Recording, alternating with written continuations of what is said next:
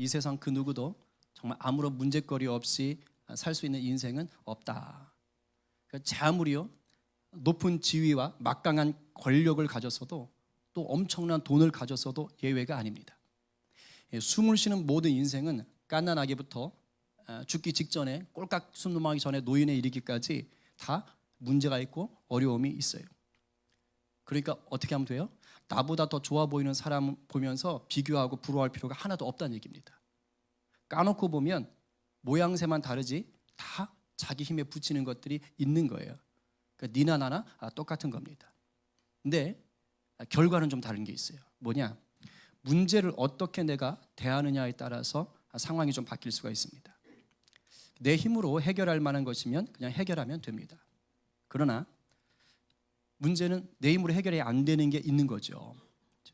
온갖 지혜를 다 모아보고 백방으로 수소문을 해보면서 방법을 찾아봐도 그래도 해결이 안 될 때가 있어요.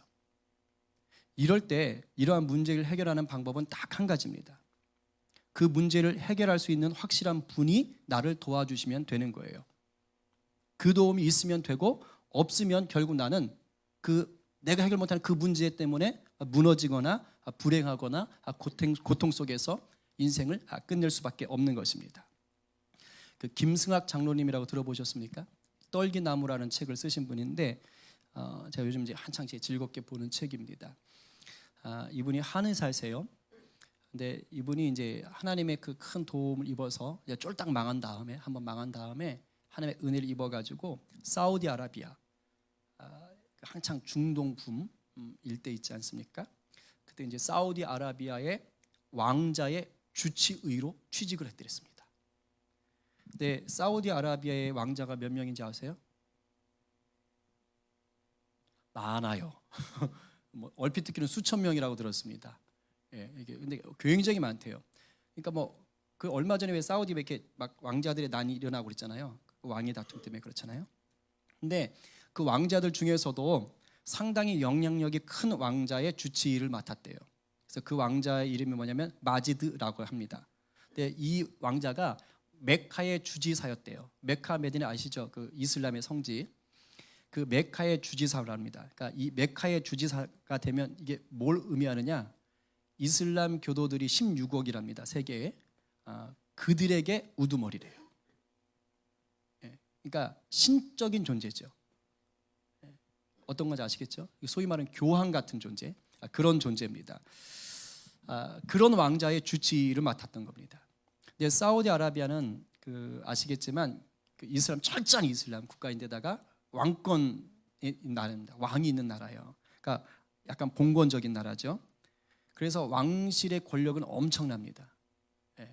뭐 법이 없어요. 그게 곧 법입니다. 거기다가 사우디아라비아는 뭐가 나옵니까? 기름이 나와요. 그러니까 산유국입니다. 그러니까 돈을 긁어 모으는 거예요. 그리고 기름을 팔 때마다 기업체들이 기름을 팔 때마다 무조건 몇 퍼센트를 떼서 왕실에다가 바쳐야 되는 거예요. 그러니까 왕실이 돈이 얼마나 많은지 스스로 몰라요. 그야말로 사우디 왕실은 이 권력과 돈이 막강한 곳입니다. 그런 곳에서도 차기의 왕이 될 수 있을 정도로 영향력이 있었던 자가 바로 아까 그 김승학 장로님 모셨던 그 왕자였다는 거예요. 자, 그럼 무서울 게 없겠죠. 그죠? 아무런 걱정도 없겠죠. 그런데 이렇게 막강한 권력과 돈을 가진 이 마지드 왕자도 자기가 해결하지 못한 문제가 있어요. 그게 뭐냐면 간암입니다. 간암이란 질병이에요. 온갖 좋은 약, 돈이 아까운 게 없으니까. 그죠? 전 세계에서 좋다는 약은 다 써보고 전 세계 최고의 의사들에게 치료받고 수술을 받았지만 결국에는요 피토하고 죽었습니다. 간암이 그 왕자에게 있어서는 물리칠 수 없었던 대적과 똑같았죠. 또 하나의 문제가 있었어요. 영적인 문제가 있었습니다. 16억 이슬람 교도들의 영적인 지도자였으면서도 불구하고 정작 그 왕자는요 밤에 편하게 잠을 잘 수 없었답니다. 왜냐하면 눈만 감으면 악몽을 꾸는 거예요. 웃기죠? 16억 이슬람의 영적 지도자인데 자려고 눈만 감으면 악몽이에요. 검은 귀신이 검은 옷을 입은 귀신이 와서 계속 괴롭히는 겁니다. 그래서 막 코란을 크게 틀어놔도 이게 소용이 없답니다. 근데 이제 김승학 장로님이 주치의가 되면서부터 이제 부르더래요. 승학님 이렇게 불러가지고 날 좀 위해서 있어줘. 근데 이분이 딱 옆에 앉아서 중보기도를 한대요. 조용히. 신기하게 그러면 그 왕자가 잔대요. 코를 골면서 잔답니다. 그걸 놀라운 역사가 있었지요. 그러니까 참신이신 하나님을 경배하지 못하는 인생이 되니까 뭐 세계적인 종교의 지도자라고 하지만 정작 그 영 하나조차 평안을 누릴 수가 없는 겁니다. 여러분, 세상 없는 권력과 부를 가져도 해결할 수 없는 문제가 있어요. 자, 이 말은 무슨 뜻일까요? 우리가 살면서 있잖아요. 인생의 복과 평안을 위해서 진짜 구해야 할 것은요, 권력이나 돈이 아니라는 거예요. 높은 지위가 아니라는 겁니다. 왜? 그걸로도 안 되는 게 있거든요. 이런 것들은 우리의 심령을 온전히 구원하지도 못하고 참 평강도 줄 수가 없어요. 단지 심리적으로, 감정적으로 적당히 위로할 수는 있습니다. 그건 분명해요. 어느 정도, 또 어느 시간 정도는요, 떵떵거리게 할 수 있어요. 그러나 근본적인 해결책은 절대 될 수 없습니다. 하나님 없는 인생은 그 누구도 참된 평안이나 안식, 구원을 누릴 수가 없어요. 오직 예수 그리스도를 구주로 고백하면서 내 삶의 주인으로 모신 자들만이 정말로 참된 평안과 구원을 누릴 수 있는 줄로 믿습니다. 아멘이지요. 자, 그렇다면 예수님을 구주로 삶의 주인으로 모신 성도들이 문제가 닥쳐왔을 때, 그 삶의 대적들이 닥쳐왔을 때 과연 어떻게 하나님으로부터 이 평강을 누리고 구원을 해결되어 주심을 맛볼 수 있을까요? 오늘 본문 속에서 제가 크게 두 가지를 찾고 그에 대한 결과를 좀 말씀드리려고 해요. 첫 번째 뭐냐? 온전한 믿음입니다. 아까도 말씀드렸지만 늘 듣던 말이지만 오늘 새롭게 역사되길 간절히 축복합니다. 온전한 믿음. 우리 본문 3편 오늘 읽었는데 여러분 1절 위에 혹시 여러분 성경책에 조그만 글씨로 써 있는 게 있을 거예요. 써 있나요? 혹시 1절 위에 뭐라고? 예, 그 아들 압살롬을 피할 때 지은 시라고 써 있죠. 그러니까 이 시는 뭐가 있는 거예요? 스토리가 있다는 얘기예요. 이 시에는 얽혀있는 이야기가 있다는 겁니다. 여러분, 다윗이 누굽니까? 지금까지도 이스라엘 역사에서 최고의 왕이라고 얘기되어지는 거예요. 근데 그런 왕이 뭘 만났어요? 인생의 큰 위기, 문제를 만난 거예요. 근데 그게 뭐예요? 다른 나라의 침략이 아닙니다. 다윗은요, 침략 오면 다 이겼어요. 만군의 여호와 이름 다 싸워 이겼습니다. 그러니까 다른 나라의 침략은 사실 무서운 게 아니었어요. 근데 지금 절대적인 위기가 뭐가 닥쳐온 거예요? 지 아들. 알겠어요? 자기 셋째 아들인 압살롬이 반란을 일으킨 거예요. 얼마나 원통하겠습니까? 그죠? 아마 시온이가 반란을 일으켜서 아빠 나가 뭐 상상할 수도 없는 일이죠. 그죠? 상상할 수도 없죠. 지금 시온이 졸다가 벌쩍 깼는데, 그죠? 상상할 수도 없는 일입니다. 그러니까 다른 사람도 아니고, 그죠? 자기 아들이 자기를 죽이려고, 자기를 죽이고 왕이 되려고 하는 거예요. 이 얼마나 이게 돌겠습니까? 그죠? 압살롬이요 그냥 욱하고 해서 한 게 아닙니다. 치밀하게 준비했어요. 4년 동안 준비했습니다. 4년 동안 궁 앞에 딱 서 있다가요, 이제 백성들이 억울한 일이 있어가지고 재판하러 이렇게 왕한테 가잖아요. 그러면 불러요. 너 뭐 때문에 그래? 다 들어봐요. 내가 해결해 줄게. 이래가지고 4년 동안 그 억울한 일 당한 백성들을 다 자기가 해결해 주는 거예요. 그러니 그 백성의 마음이 누구한테 가겠어요? 아들 압살롬한테 다 가는 거죠. 그렇게 백성들의 마음을 싹 뺏었습니다. 그리고 이제 때가 됐다 싶으니까 이스라엘 백성 중에 자기를 따르는 사람들을요, 맨 처음에 200명입니다. 그 사람들을 싹 모아가지고 우리 파티하러 갑시다. 그래가지고 헤브론이라는 동네에, 예루살렘에 떨어져 있는 곳이죠. 그곳에 가지고 지 혼자 대관식을 하는 거예요. 대관식을 하는 겁니다. 그리고 나서 사람들이 이제 압살롬을 따르는 사람들이 많아지기 시작한 거예요. 사무엘하 15장 12절 하반절부터 13절은 이렇게 얘기합니다. 같이 한번 읽어보겠습니다. 자, 시작. 반역하는 일이 커가매 압살롬에게로 돌아오는 백성이 많아지니라. 전령이 다윗에게 와서 말하되 이스라엘의 인심이 다 압살롬에게로 돌아왔나이다 한지라. 자, 분위기 아시겠죠? 예, 쿠데타를 딱 일으켰는데 이제 사람들이 우르르 그쪽으로 몰려가고 있는 거예요. 다윗이 깜짝 놀랐어요. 정말 깜짝 놀랐어요. 야, 죽겠다, 빨리 도망가자, 이러고 나갑니다. 그래서 정말 불이 나게 가족들과 신하들을 데리고 막 도망을 갑니다. 빨리 도망가, 이러다 죽어. 그때 지었다고 되어지는 시가 이 3편인 거예요. 그래서 1, 2절에 그 절망적인 상황을 노래하고 있는 겁니다. 우리 다시 1절과 2절 다시 한번 읽어봅니다. 시작. 여호와여 나의 대적이 어찌 그리 많은지요. 일어나 나를 치는 자가 많으니이다. 많은 사람이 나를 대적하여 말하기를 그는 하나님께 구원을 받지 못한다 하나이다. 아까 많다 그랬죠. 그러니까 얼마나 급하고 수치스러웠으면 다윗이요 채통이 뭐가 없어요. 신발도 신지 못하고 맨발로, 그리고 머리카락으로 얼굴을 가린 채. 왜? 창피하니까, 부끄러우니까, 억울하니까. 그리고 지금 가는 거예요. 사무엘하 15장 30절에 다윗이 감난산길로 올라갈 때 그의 머리를 그가 가리고 맨발로 울며 가고. 그려집니까? 골리앗을 이겼던 다윗이라고요. 그 다윗이 지금 이러고 가는 거예요. 그리고 그와 함께하는 모든 백성들로 각각 자기의 머리를 가리고 울며 하면서 지금 도망가고 있는 것입니다. 이뿐만이 아니에요. 사울왕의 친척이었던 이 시므이라는 늙은 아저씨가 이 다윗이 가는 걸 본 겁니다. 그러니까 그걸 쫓아나와가지고 거기다 대놓고 또 온갖 저주를 다 퍼붓네. 사무엘하 16장 13절 하반절에 이렇게 써 있어요. 시므이는 산비탈로 따라가면서 한창 쏟아붓고 또 쫓아가면서까지 가는 겁니다. 저주하고 그를 향하여 돌을 던지며 먼지를 날리더라. 이건요 제대로 저주를 퍼부었다 이 뜻입니다. 이걸 지금 다 당하고 있는 거예요. 당하고 있는 거예요 지금 다윗이. 이러니 다윗이 생각할 때 자기를 싫어하고 자기를 쳐 죽이려고 하는 대적들이 얼마나 많게 느껴졌겠어요. 그게 1절인 거예요. 거기다 2절에서 뭐라고 했어요? 부정적으로 얘기하는 자들이 많은 거예요. 뭐라는 거예요? 너 버림받았다. 너 하나님께 버림받았어. 제가 문득 그 생각이 들었어요. 다윗을 힘들게 한 것은 아들이 배신했다는 그것보다는요 사람들이 말하는 것 때문에 더 힘들었을 것 같아요. 너 하나님한테 버림받았어. 왜요? 다윗만큼 하나님 사랑하던 사람이 어디 있어요? 다윗이 하나님을 얼마나 좋아했어요. 법궤 보세요. 법궤 옮겨올 때 그 몇 걸음 가면서 소잡고 제사하고 하던 사람이에요. 바지가 흘러내려가는 것도 모르고 막 즐거워서 춤을 추던 자였다고요. 성전에다가 전문 찬양팀을 둬가지고 밤이고 낮이고 예배하게 했던 자가 다윗입니다. 하나님께 미쳐 살았던 사람이에요. 근데 지금 사람들이 뭐라는 거예요? 너 하나님 앞에 버림받았네.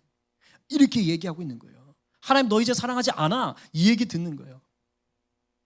와, 제가 아마 다윗이었다면 아들이 날 배신한 것보다 그 아들의 추종자들이 저한테 이렇게 얘기하는 게 너무 힘들었을 것 같아요. 여러분, 우리가 이럴 때가 있어요. 우리가 이럴 때가 있어요. 그러니까 문제를 만날 때 이런 비참한 상황이 더해질 때가 있는 거예요. 갑자기 뭐 부도를 맞거나 경제적인 어려움을 맞거나 배신을 당하거나 건강을 잃거나 사고를 나거나 가족 중에 누군가가 아주 정말 치욕스러운 불행한 일들을 당할 때, 또는 자기가 생각지도 못한 큰 죄를 막 저버릴 때, 그때 주위에서 그런 얘기를 할 수 있거든요. 뭐 친척이나 안 믿는 이웃들이 마치 다윗을 욕하던 대적자처럼 얘기할 때 있는 거예요. 너 하나님 사랑한다더니 근데 너한테 왜 이런 일이 생겨? 하나님 너 버린 거 아니니? 너 지금까지 쇼한 거니? 이런 식으로 얘기할 수 있는 거예요. 사람들이 이런 얘기를 안 하는데 자기가 혼자 그런 생각을 할 때도 많습니다. 이제 많이 봤어요. 막 자기의 자존감이 무너져 내려가지고 남들은 아무 얘기 안 해요. 오히려 남들은 막 격려하고 이렇게 하는데 아니야, 하나님이 나 버렸어. 나 이제 더 이상 살 수 없어. 막 이러면서 스스로를 막 저주하는 것이죠. 이렇게 묶일 때가 있습니다. 여러분 분명히 알아두십시오. 이 모든 것은 거짓말이고 속임수입니다. 마귀의 속임수예요. 하나님은요, 한번 구원하신 백성은 절대 버리지 않으십니다. 믿으세요? 아멘입니다. 이거 힘차게 외치셔야 돼요. 성경에 그렇게 써 있어요. 주 약속 안에서. 여러분 이거 붙잡으셔야 돼요. 저는 지금 제가 뭐 이렇게 구호 외치는 거 아닙니다. 로마서 11장 29절 말씀 다 함께 읽어봅니다. 시작. 하나님의 은사와 부르심에는 후회하심이 없느니라. 여러분 여기에서 은사라는 것은요, 뭐 방언의 은사, 치유의 은사, 예언의 은사 이런 거 아닙니다. 이 문맥상에서 여기서 은사는 뭐냐면 구원의 선물이란 뜻이에요. 은사가 기프트 선물이거든요. 우리에게 주신 구원이라는 그 선물과 우리를 하나님의 자녀로 부르신 것에 대해서 하나님은 후회하지 않으신다 이 말입니다. 아멘이세요? 아멘이죠. 하나님이요 그냥 기분 좋다고 야 너 오늘 내 자녀 해라 이런 거 아니라고요. 창세전에 하나님의 심장 속에 새겨서 구원하신 거라고요. 그래서 하나님이 우리를 부르실 때는 결탄코 돌이키지 않으시는 것입니다. 여러분 온전한 믿음 이거 있어야 되는 거예요. 이것을 알아야 우리가 온전한 믿음 가운데 거할 수가 있는 것입니다. 왜냐? 우리가 예수 믿어도 어려움 당하거든요. 그때 이겨내려면 이 믿음이 필요한 거예요. 때로는요 이 어려움이 내 실수나 연약함, 내 죄 때문에 생길 때도 있어요. 여러분 사실 지금 압살롬한테 쫓기는 것도 왜 그런 줄 아세요? 다윗이 범죄해서 그래요. 다윗이 죄를 지은 거예요. 하나님 앞에. 어떤 죄죠? 자기한테 충성된 시내였던 우리아의 아내 밧세바를 범한 거예요. 남의 아내 욕부였고요, 심지어 빼앗았고요, 들킬까 봐 뭐 했어요? 죽였어요. 죽였다고요. 이걸 나단이 와서 폭로한 겁니다. 물론 그때 다윗은 철저히 회개합니다. 정말 철저히 회개해요. 그래서 하나님이 그 회개를 받으셨어요. 그리고 용서해 주십니다. 하지만 하나님의 나단 선지자를 통해서 내가 너는 용서하지만 네 왕실에 이제 어려움이 있다라고 얘기합니다. 그게 사무엘하 12장 10절부터 11절 쭉 나오는데 우리 두 절만 한번 읽어보겠습니다. 자, 시작. 이제 내가 나를 업신여기고 햇사람 우리아의 아내를 빼앗아 내 아내로 삼았은즉 가리 내 집에서 영원토록 떠나지 아니하리라 하셨고 여호와께서 또 이와 같이 이르시되 보라 내가 너와 네 집에 재앙을 일으키고 내가 내 눈앞에서 내 아내를 빼앗아 내 이웃들에게 주리니 그 사람들이 내 아내들과 더불어 백주에 동침하리라. 지금 칼이 안 떠나는 거예요. 아들이 지금 칼부림하고 있는 거예요. 재앙이 일어난 거예요. 다윗이 지금 도망갈 때 궁에다가 후궁을 10명 두고 갑니다. 근데 압살롬의 모사가 저 후궁들하고 관계를 맺으세요. 이렇게 해버린 거예요. 이 일이 그대로 드러납니다.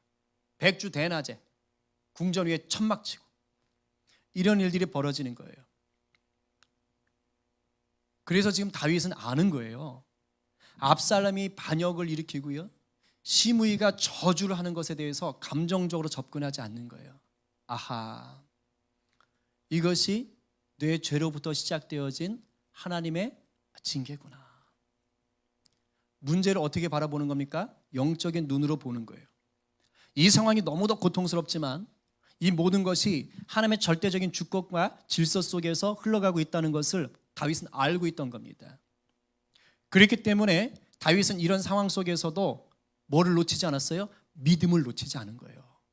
이게 중요한 거예요.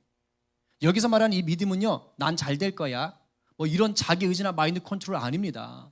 아침마다 거울 보면서 아싸 아싸 아싸 이런 거 아니라고요. 여기서 지금 다윗이 믿고 있는 것은 뭐냐? 하나님을 온전히 신뢰하는 믿음입니다. 우리 아까 찬양했잖아요. 하나님이 내 아버지가 되신다는 그 믿음인 거예요. 혼날 때 혼나더라도, 어려움이 닥치더라도, 그럼에도 불구하고 나를 택하신 하나님의 사랑은 결코 끝나지 않는다라는 그 믿음입니다. 그 믿음이에요. 저도 종종 저희 아이들을 혼낼 때가 있죠.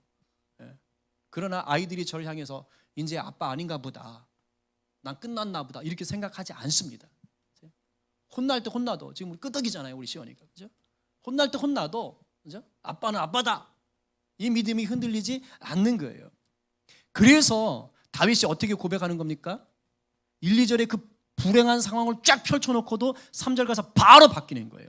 우리 3절 한번 읽어보겠습니다. 시작. 여호와여, 주는 나의 방패시요 나의 영광이시요 나의 머리를 드시는 자이시니다. 아멘. 지금 다윗이 그냥 하나님한테 아부하는 게 아닙니다. 방금 전까지 대적들이 뭐라고요? 하나님이 너 버렸어, 이렇게 빈정대면서 막 죽음의 공포 앞에 있는데 그 속에서 지금 믿음으로 선포하는 거예요. 믿음의 고백입니다. 하나님을 온전히 믿고 신뢰하는 자에게는요, 하나님은 반드시 방패가 되시고 보호해 주신다는 것이 있는 거예요. 나의 영광이 되셔서 나를 존귀하게 해주실 것이다. 이걸 아는 겁니다. 왜? 자기 인생에 그렇게 역사하셨으니까 지금까지. 지금은 자기가 완전히 바닥으로 떨어져 있지요. 그러나 하나님이 나를 반드시 회복해 주셔서 내 머리를 들게 해주실 것이다. 이 믿음이 지금 있는 겁니다.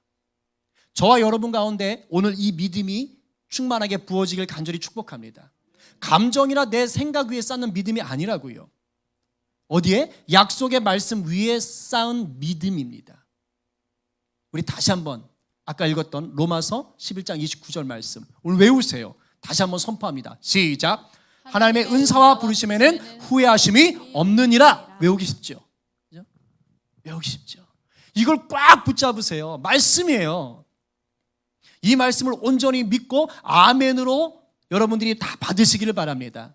그래서 어떤 상황에도 예수의 십자가를 통해 맺어진 이 구원의 믿음을 놓치지 않으시는 큰 믿음의 성도들 되시기를 간절히 축복합니다. 자, 그런데요, 우리 삶에 닥치는 이 온갖 문제를 이겨내고 우리가 평안과 회복을 맛보기 위해서는 이 믿음이 가만히 있으면 안 돼요. 문제가 닥쳐올 때 하나님을 향한 이 절대적인 믿음이 어떻게 해야 될까요? 작동해야 돼요. 움직여야 돼요. 어떻게 작동하는 것이냐? 바로 문제 앞에서 부르짖어 기도하는 거예요. 이게 두 번째입니다. 우리가 그 온전한 믿음을 가졌다면 이제 하나님 앞에 뭐예요? 부르짖어 기도하라. 4절 말씀이에요. 다윗이 그렇게 했어요. 다 함께 큰 소리로. 자, 시작. 내가 나의 목소리로 여호와께 부르짖으니 그의 성산에서 응답하시는도다. 네. 사람들 다 통성기구 하는데 거기서 그냥 듣는 거 아닙니다. 듣지 않았어요. 내 목소리로. 내 목소리로. 내가 지금 내 목소리를 높여서 여호와께 부르짖고 있어요. 그랬더니 성산에서, 시온에서, 예배하는 곳에서 하나님께서 응답하실 것이다. 여러분, 믿음이 있는 사람은 반드시 부르짖게 되어 있습니다. 왜냐하면 하나님이 그걸 원하신다는 걸 알아요. 그래서 말씀에 그러잖아요. 내가 너희 도와줄 것이다. 그럼에도 불구하고 너희는 나한테 구해야 할 것이다. 말씀하시는 거예요. 너는 내게 부르짖으라. 말씀하시는 거예요. 하나님이 부르짖음에 응답한다는 것을 알아요. 가끔 그런 분들이 있어요. 뭐 확실한 믿음이 있으면 부르짖어 기도할 필요가 뭐 있어. 하나님 다 들으시잖아. 아시잖아. 뭐 아버지 되시는데 뭘 부르짖죠? 이미 아시잖아. 여러분 잘 몰라서 하시는 얘기입니다. 하나님 그렇게 하지 않아요. 내가 다 아니까 그냥 잠잠히 그냥 뭐 속으로 그렇게 얘기하지 않으세요. 여기서 지금 부르짖는다는 것은요, 단순히 큰 소리를 낸다 이런 뜻이 아닙니다. 다윗이 지금 왜 부르짖었겠어요? 현실이 그만큼 힘든 거예요. 힘든 현실인 거예요. 고통스러운 현실인 겁니다. 부르짖을 수밖에 없는 겁니다. 여러분 지금 누가 제가 주일에도 말했지만, 그죠? 막 바늘 한 100개를 묶어가지고 와가지고 내 살을 막 이렇게 찌른다고 생각해 보세요. 아이고 아파라 이렇게 하실 분 있어요? 소리를 치고 난리를 나죠. 살려달라 그러죠. 힘든 거예요 지금. 이 부르짖음은 삶이 그만큼 힘들기 때문에 부르짖을 수밖에 없는 상황인 것입니다. 그런데 이 부르짖음이 어디로 나가는 거예요? 하나님이 나를 도와줄 것이라는 그 믿음에서 간절함으로 나가는 거예요. 너무 고통스러운데 그 고통이 나를 해결해 주실 하나님을 향해서 간절함으로 나아가는 것입니다. 신앙생활은 제가 누누이 얘기하죠. 교양생활이 아닙니다. 이 땅에서 우리가 신앙생활하는 것은 영적 싸움이에요. 물에 빠져서 죽어가는데 무슨 교양 있는 목소리로 아빠 저 좀 구해주시겠어요? 이렇게 하실 거예요? 집에 지금 불이 나가지고 화락 타고 있는데 아우 내가 성도인데 품위를 지켜야지. 아빠 마마 제가 불에 타 죽을 것 같아요. 안 바쁘시면 저 좀 살려주실래요? 이렇게 얘기할 수 있습니까? 이런 자녀 아무도 없어요. 이런 사람 아무도 없어요. 막 119 타전하고 난리죠. 그죠? 이런 거예요. 문제 앞에서 간절한 부르짖음이 없다는 것은요, 뭔지 아세요? 아직 문제를 고통스럽게 느끼지 않거나 더 비극적인 것은 하나님을 신뢰하지 않는 겁니다. 하나님을 안 믿는 거예요. 위험한 겁니다. 다윗은 지금 이 상황이 자신의 죄로 인해서 빚어진 걸 알았지만 뭣도 알았어요? 회개를 통해서 용서받은 것도 알고 있었어요. 그렇기 때문에 뭘 또 아는 거예요? 이 문제 상황 속에서 내가 하나님 앞에 부르짖으면 해결해 주실 거라는 것도 아는 것입니다. 7절, 8절에서 그 부르짖음의 내용이 나와요. 하나님 일어나십시오. 나를 구해 주십시오. 이 일로 위기에 빠진 이 나라 이 백성들을 구원해 주십시오. 다시 복을 주십시오. 간절히 부르짖었던 것입니다. 이렇게 믿음을 가지고 간절히 부르짖었더니 역사가 일어나는 거예요. 역사가 일어나는 거예요. 다윗이 바뀌는 겁니다. 1, 2절에 그렇게 고통스럽고 위기 상황이 바뀌는 거예요. 당장 문제가 해결되었을까요? 아니요. 문제는 그대로 남아 있습니다. 그런데 문제를 바라보는 태도가 바뀌었어요. 태도가 바뀌었다는 건 마음이 바뀌었다는 것입니다. 마음이 바뀌었다는 건 삶이 바뀌었다는 것입니다. 이거예요. 다윗이 믿음으로 부르짖어 기도했더니 어떻게 바뀌었을까요? 첫 번째는요, 마음의 평안이 찾아옵니다. 마음의 평안이 찾아요. 우리 5절과 6절 말씀. 너무 좋아요. 한번 읽어보겠습니다. 시작. 내가 누워 자고 깨었으니 여호와께서 나를 붙드심이로다. 천만인이 나를 에워싸 진친다 해도 나는 두려워하지 아니하리이다. 아멘이세요? 아멘. 자, 조금 전까지, 얼마 전까지 다윗은 수치스럽고 다급해서 막 머리카락으로 얼굴 가리고 맨발로 울면서 도망갈 거예요. 얼마나 죽고 싶었어요. 그러나 이게 아니다. 이게 아니다. 하고 믿음으로 기도한 후에는 이제 바뀌었지요. 어떻게 됩니까? 누워 자고 깨었다. 이게 무슨 말이에요? 그냥 자고 깼다 그런 뜻 아닙니다. 지금 천만인이 진쳐 있다고요. 죽이려고 한다고요. 그런 군대가, 아들의 군대가 자기를 죽이려고 진치고 있는데 뭐 했다고요? 두 발 뻗고 잤다는 얘기입니다. 편안하게 자고 다시 일어날 수가 있었다라는 것이요. 왜요? 왜요? 여호와 하나님께서 나를 붙들어 주십니다. 믿었던 거예요. 이걸 못 믿으면 어떻게 잡니까? 언제 죽을 줄 알고 어떻게 자요? 이미 알려줬거든요. 침입한다고. 백성들 다 데리고 와서 잡으러 온다고 알려줬거든요. 어떻게 잡니까? 그런데도 두 발 뻗고 자는 거예요. 왜요? 하나님이 붙들어 주신다. 주신다. 아까 제가 사우디 왕자 얘기했죠? 16억 이슬람 신도들의 지도자고 왕자이면서 셀 수 없이 많은 돈을 가졌지만 그는 잠 하나 제대로 못 잤어요. 두 발 뻗고 잠을 못 잔 거예요. 하나님의 사람이 옆에서 중보해줘야 그래야 그 잠깐 자는 겁니다. 그 왕자는요, 잠자리에 들어가는 것 자체가 뭘까요? 두려움이에요. 졸려 죽겠어요. 피곤해 죽겠어요. 자고 싶어요. 근데 자기가 두려운 거예요. 왜? 귀신이 나타나니까. 그러나 하나님께 믿음을 두고 부르짖어 기도한 다윗은 어떻게 되는 거예요? 그 왕자에 비하면 이건 지옥 같은 상황이죠. 그죠? 그런데도 불구하고 두 발 쭉 뻗고 잠잠 잡니다.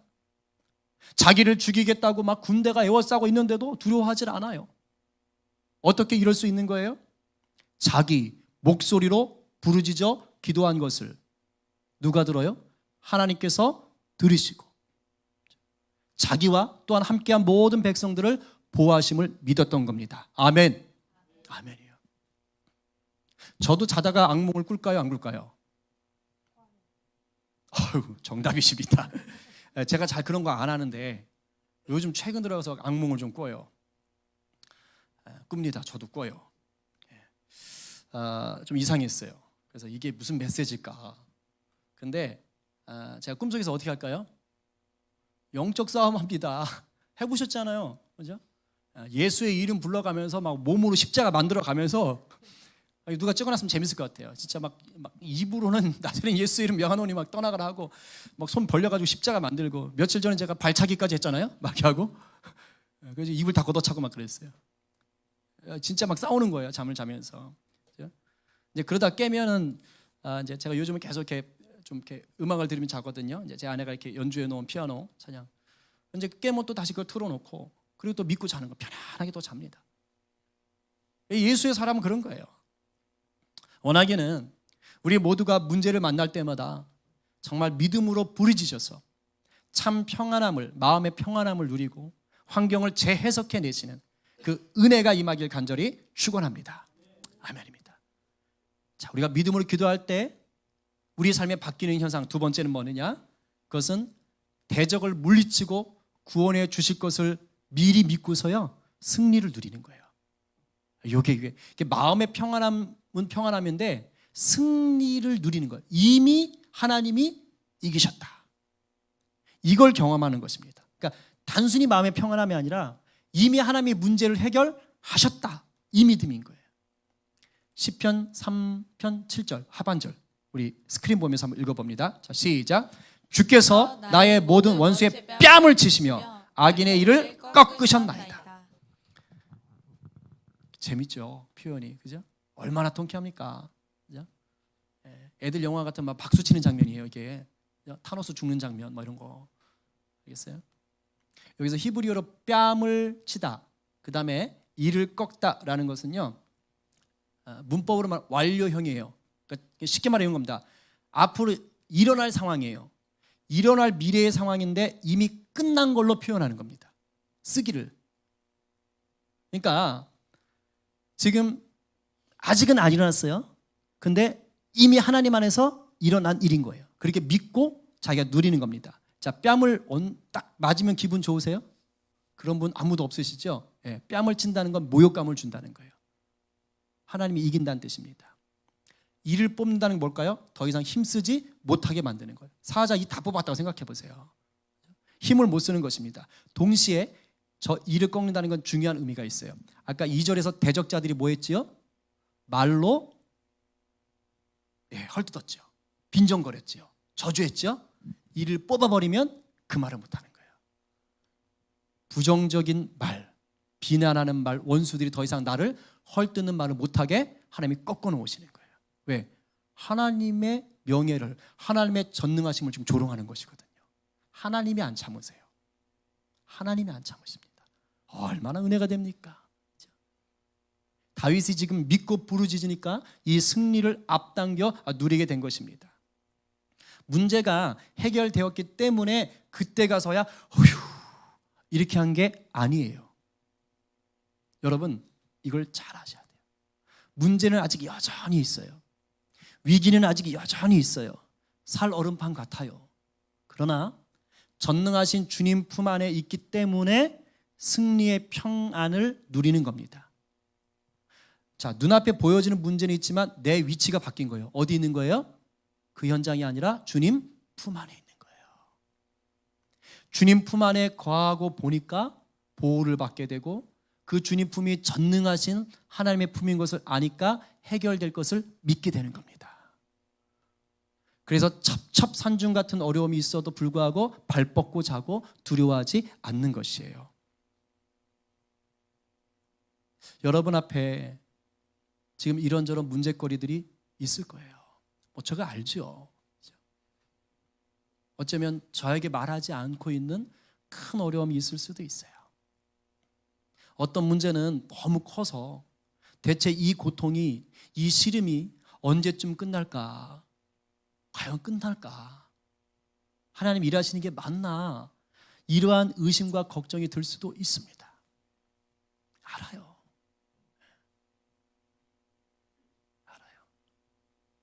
있어요. 오늘 말씀 붙잡으세요. 그 답은 나에게 있는 것이 아니고 하나님께 있어요. 그런데 하나님은 답을 분명히 가지고 계신 거예요.